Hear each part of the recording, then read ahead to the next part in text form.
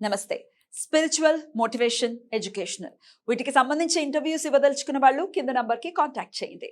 నమస్తే, welcome to our channel. నేను పద్మిని. ప్రస్తుతంతో పాటు ప్రముఖ ఆధ్యాత్మికవేత్త, వాస్తు జ్యోతిష పండితులు జీవీఎల్ఎన్ చార్యులు గారు మనతో పాటు ఉన్నారు. మాట్లాడదాం. సార్ నమస్తే. సార్, విష్ణు సహస్రనామం యొక్క ప్రామాణికతని ఆల్రెడీ మనం మాట్లాడుకున్నాము. విష్ణు సహస్రనామం చదువుకుంటే వచ్చేటటువంటి ఫలితాలు కానీ, అసలు ఏ నక్షత్రాల వాళ్ళు ఎలా చదువుకోవాలి, ఇంకా అసలు వేరే జ్యోతిష్యంతో సంబంధం లేకుండా అత్యద్భుతంగా విష్ణు సహస్రనామాన్ని అందించారు. సో దాన్ని చదువుకుంటూ కూడా చాలా తృణప్రాయంగా కష్టాల నుంచి మనం బయటపడిపోవటం అనేది జరగడం తథ్యం. అది అనుభవించిన వారికి మాత్రమే అర్థమవుతుంది. అయినప్పటికీ మరొక్కసారి పుస్తకాల్లో చాలా వివరంగా తెలిసి ఉంటుంది ఏ నక్షత్రాలు, ఏ పాదాల వాళ్ళు ఏ శ్లోకాలు చదువుకోవాలని. అయినప్పటికీ తెలియని వారి కోసం మరొక్కసారి మీ ద్వారా తెలుసుకోవాలనుకుంటున్నాం. అలాగే నక్షత్రానికి సంబంధించిన మూల మంత్రంతో కూడా మీరు చెప్తూ ఉన్నారు. అలాగే ఏ దైవారాధనని విశేషంగా చేసుకోవచ్చు అనేది కూడా చెప్తూ ఉన్నారు. మరి ఆల్రెడీ అశ్విని నక్షత్రం గురించి మాట్లాడుకున్నాం. ఇక భరణి నక్షత్రం వారు ఏ శ్లోకాలు చదువుకోవాలండి? శ్రీ గురుభ్యో నమః. ఓం నమో నారాయణి. నక్షత్రానికి 4 పాదాలు, ఒక్కొక్క పాదం 6 గంటల కాల ప్రమాణం. భరణి నక్షత్రం మొదటి పాదంలో పుట్టిన వారికి సామాన్య దోషం ఉంది. 2వ పాదానికి దోషం లేదు. 3వ పాదంలో పుట్టిన వారికి మగపిల్లవాడికి తండ్రికి దోషం, ఆడపిల్ల పుడితే తల్లికి దోషం. 4వ పాదంలో ఎవరు పుట్టినా తల్లికి దోషమే. ఇది మనకు శాస్త్రం చెబుతున్నది. అయితే ఈ భరణి నక్షత్రంలో పుట్టిన వారు శనివారముతో కూడినటువంటి భరణి నక్షత్రం రోజున తిల ధేనుదానం చేయమన్నారు. తిల ధేనువు అంటే ఆవు. అంటే ఇక్కడ మనకు ఆవులు 2 రకాలు ఉంటాయి. చాలా మంది తెలియని అంశం, అది కూడా చెప్పాల్సి వస్తుంది. మనం ధేనువు అనేటువంటి వాడికి గోపురం ఎక్కువ ఉంటుంది, పైన ఎక్కువ ఉంటుంది. సో తిలధేనువు అంటే నల్ల నువ్వులతో కలిపి ఆ తెల్లగొడ్డలో నల్ల నువ్వులు కట్టి ఆవు మెడలో కట్టి ఒక సద్బ్రాహ్మణుడికి ఆ ఆవుని తాను పెంచి పోషించుకునేటువంటి విధంగా ఉన్న పురోహితుడికి ఒక 6 మాసాల సరిపడ గ్రాసం ఇచ్చి ఆ బ్రాహ్మణుడు చేతులు దానం చేసినట్లయితే అసలు జాతకం అనేది వెనక్కి తిరగాల్సిన అవసరం లేదు. అది జీవిత పర్యంతంలో ఒక్కసారి. ఇది మనకు ఇది ప్రామాణికంగా చెప్పినటువంటి దేవి నాదుడు చెప్పిన అంశం ఇది. అయితే ఆవును దానం చేయటం అంటే అదేమి ఇప్పుడు ఆషామాషి విషయం కాదు. ఎంతో ఖర్చుతో కూడుకున్నటువంటి పరిస్థితి ఉంటుంది. కాబట్టి దానికి ఏమైనా ప్రత్యామ్నాయాలు ఉన్నాయా? మీ జాతకం కోసం 4 దగ్గరికి వెళ్తారు, 4 ఎదురు 20,000 పోతుంది. వాళ్ళు రాయో రప్ప మీ మొహం తగలేస్తారు, అదొక 25,000 అవుతుంది. మొత్తం వెరస ఎంత అయిందండి? 45,000 అయింది. ఆ 25,000తో ఆవు వస్తుందిగా. 25,000కి ఆవు వస్తుంది. అలా మూపురంతో ఉన్న ఒరిజినల్ దొరుకుతాయండి. ఏదైనా అది ఆవు ఒంగోలు గిత్తలే అవ్వాలి అని లేదు.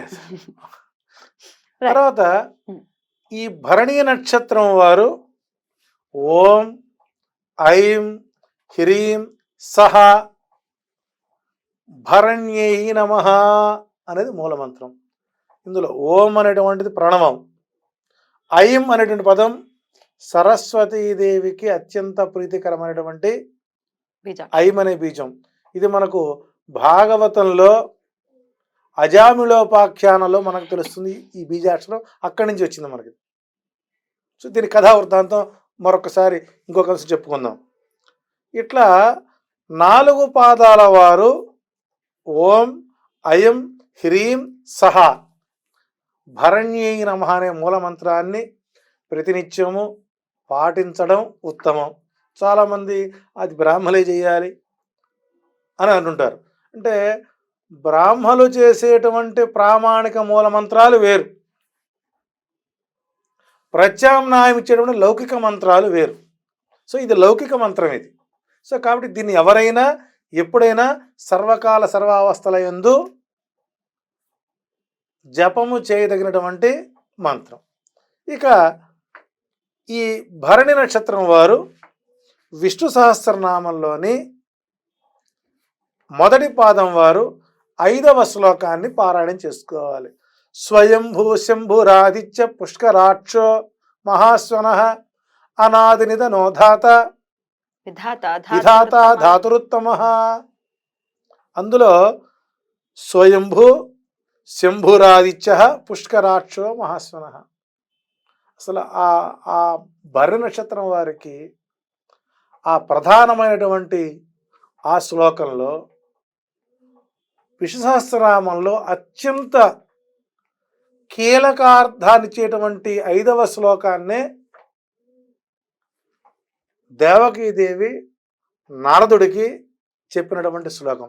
సో మొదటి పాదం వారు తప్పనిసరిగా ఈ శ్లోకాన్ని చదువుకోవాలి.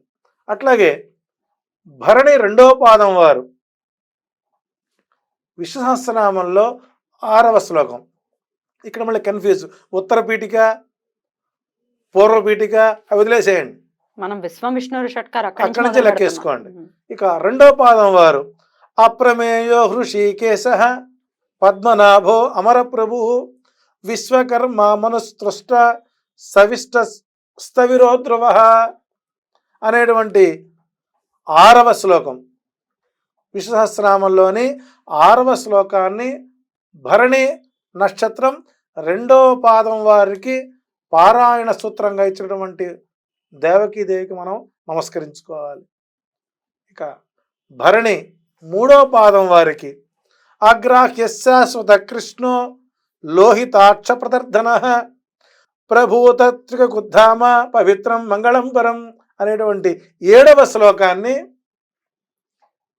దేవకీదేవి భరణి నక్షత్రం 3వ పాదం వారికి ఇవ్వడం జరిగింది. ఇక 4వ పాదం భరణి వారికి ఈశాన ప్రాణద ప్రాణో జ్యేష్ఠ శ్రేష్ఠ ప్రజాపతి హిరణ్యగర్భ భూగర్భో మాధవో మధుసూదన. చూడండి, ప్రయారిటీ శ్లోకాల్లో కూడా అశ్విని నక్షత్రం వారికి ప్రపంచ జ్ఞానం కలగాలని, విష్ణుమూర్తి యొక్క లీలా విభూతి వారికి ఆరంభం ఇచ్చారు. 2వ పాదానికి వచ్చేసరికి మార్మికమైన విషయాలు మొత్తం, ఎందుకంటే నక్షత్రాధిపతి శుక్రుడు భరణికి ఆయన చేసే పనులు ఎటువంటిది సార్, అరే అది మాయా. భరణిలో పుట్టినవాడు ధరణిలో ఎక్కడన్నా బతకగలుగుతారు, భరణిని పుట్టినవాడు ధరణిని నేలుతాడు, ఎక్కడైనా బతకగలుగుతారు. సో కాబట్టి ఆ ధరణిలో పుట్టిన వాడికి భరణి నక్షత్రం అది ఎలా ఉంటుంది, ఒక భరిణ మాదిరిగా ఉంటుంది, కుంకుమ భరిణ స్థిరంగా ఉండేది. కాబట్టి స్థిరమైనటువంటి ప్రవృత్తి ఇవ్వడం కోసం మొదటి పాదానికి విష్ణు సహస్రనామంలో 6, మొదటి పాదానికి 5, 2వ పాదానికి 6, 3వ పాదానికి 7, 4వ పాదానికి 8వ శ్లోకాన్ని ఇవ్వడం జరిగింది, ఇచ్చారు. ఇది ప్రామాణిక శ్లోకంగా తీసుకుని తప్పనిసరిగా ఈ పారాయణం చేసుకోవడం ద్వారా అవకాశం ఉంటే నిత్యము పారాయణం చేసుకోండి. మూల మంత్రాన్ని ఇప్పుడు మీరు చెప్పినటువంటి మంత్రాన్ని 108 సార్లు చేసుకుని ఈ శ్లోకాన్ని ఎన్నిసార్లు చేయమంటారు? అవకాశం దొరికినప్పుడల్లా. మనశ్శాంతి లేదు, చికాగ్గా ఉంది, 11 సార్లు చదవండి. ఇంకా అది మన జీవితంలో భాగం అయిపోవాలి. అంటే గతంలో ఒకప్పుడు ఈ ఉద్యోగస్తు వెళ్ళేవాళ్ళు విష్ణు సహస్రనామ పారాయణ చేసుకుంటాం. తప్పనిసరిగా భరణి వారికి 5, 6, 7, 8 దివ్య శ్లోకాలు వారి జీవితాలని మారుస్తుందనేటువంటి ప్రగాఢ విశ్వాసంతో మనం ఈరోజు ఈ అంశాన్ని చెప్పడం జరుగుతుంది. థ్యాంక్ యూ అండి, థ్యాంక్ యూ సో మచ్. ఇక నెక్స్ట్ ఎపిసోడ్ లో కృతికా నక్షత్రం గురించి మాట్లాడుకుందాం. నమస్కారం.